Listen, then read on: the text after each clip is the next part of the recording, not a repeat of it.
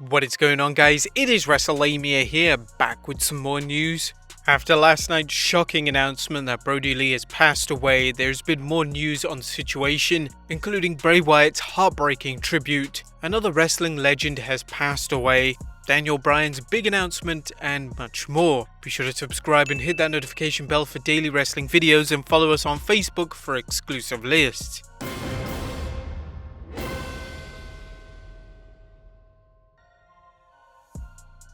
Now we start off with the video with more details on Brodie Lee's passing. Now his passing is still sending shockwaves through the wrestling industry.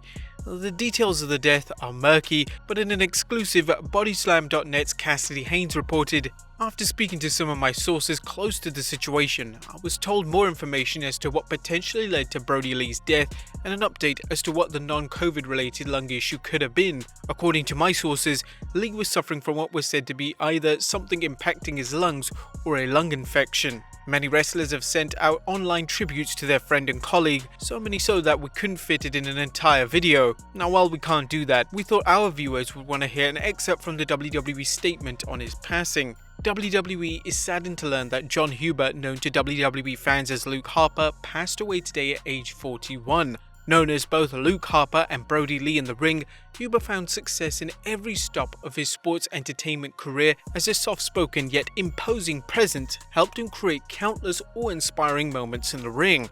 After a highly decorated run on the independent circuit, Harper debuted in NXT as a menacing enforcer for the Wyatt family. Harper had a dominant tag team run with Rowan and would lay the groundwork for future championship success. Now, unfortunately, even though his death was untimely, pretty glad he got actually a good run in AEW with the TNT Championship with a main event feud with the AEW World title, and he was the leader of an awesome faction. How many wrestlers can say that they did this within a space of a few months? It really showed his true potential was limitless. One person who did not initially comment on John Huber's passing was Bray Wyatt, who worked closely with Harper during his run in the Wyatt family. However, Wyatt eventually left the following message for his longtime friend, posting a picture of him and Huber via Instagram saying, "You are my best friend, my brother, my partner, my Terry Gordy. We changed this whole game because we refused to do it in any way but our way. We were always at our best when we were a team, and I think we both knew it. We fought like brothers because we were. I'm so goddamn pissed. This isn't how it was supposed to be. It was supposed to be us fat, bald and useless running Wyatt family spots in high school gyms in our 70s. Where do we go now? What do I do knowing I'll never hear your condescending sarcasm as I'm riding high? I miss you so effing much already. I would do anything just to live through our worst moments again, and I can't believe you're gone. I'm so sorry, brother. I'm so sorry. You will always be a part of me, whether I like it or not. Without you, everything is different, and I hope Amanda truly knows that I'm here, not just to say it, but because I love them too. I will make sure your sons know the incredible man you were, not the legends people will tell you, but the real you that very few people got to see. I promise I'll put him over clean in dark matches when he's old enough, just like I promised. I'm hurting so bad. I wish I had a chance to say goodbye, but then again, it's Saturday, and you know what that means. Save me a seat next to you wherever you are. That's where I belong. I'll be there when it's my time. Goodbye forever, Brodie. I love you." And Wyatt's tribute is just one of many that continue to pour out. But this one, I gotta say, was extremely emotional. Next up, unfortunately, another wrestling legend passes away. Now, it's been a rough couple of days for the wrestling industry as Brodie Lee recently passed away, and sadly he's not the only one, as legendary wrestler Danny Hodge died on Christmas Day. Danny Hodge was an accomplished amateur wrestler who won a number of wrestling championships while enrolled at the University of Oklahoma, including 3 NCAA wrestling championships and 3 Big 7 championships. His amateur record was 46-0, and legend has it that he was never taken off his feet during his amateur days.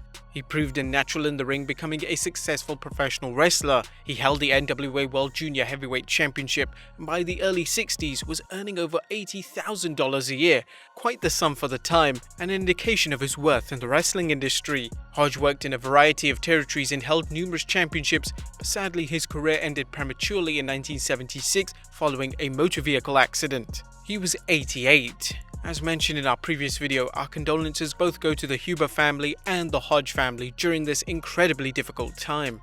Next up, has Pat McAfee been fired? Has NFL player turned wrestler Pat McAfee been fired from the WWE? While the former NFL kicker quickly made a splash in NXT, wrestling Adam Cole in singles action, then working in the men's War Games match this year, NXT TakeOver War Games. However, he's been pulled off WWE television, with McAfee joking that the WWE fired him on Christmas. However, that's not the case, as WWE has a reason for not using McAfee right now.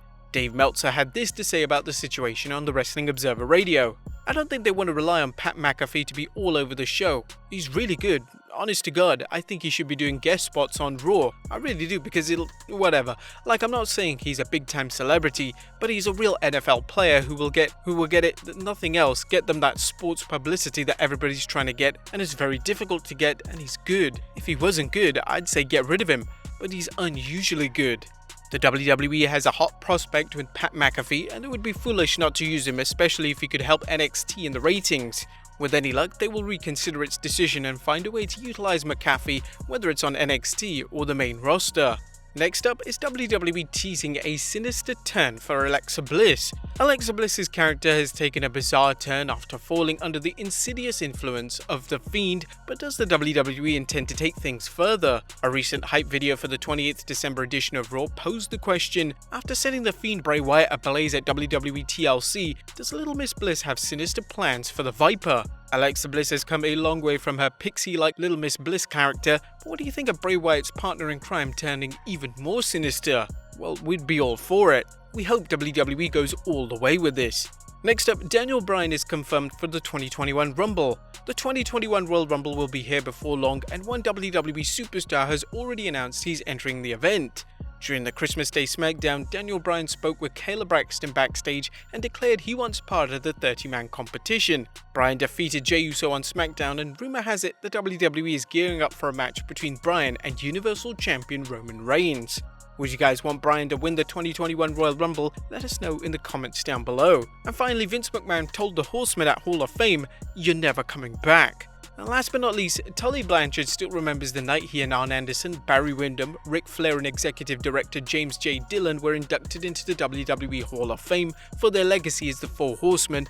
And why wouldn't he when Vince McMahon told him he was never coming back to the WWE? Tully recently appeared on Arn Anderson's podcast saying, "There really wasn't any conversation with Vince. I know that we took a picture with him in his dressing room, which I have on the wall, him holding up 4 fingers. That's a pretty good one. Then you have Triple H and Shawn Michaels holding up 4 fingers in another one. I have that picture up too. I can remember we were standing in the hallway. Vince was addressing, I think, all of us. He said, some of you guys absorb all of this that is going on because you won't ever be back.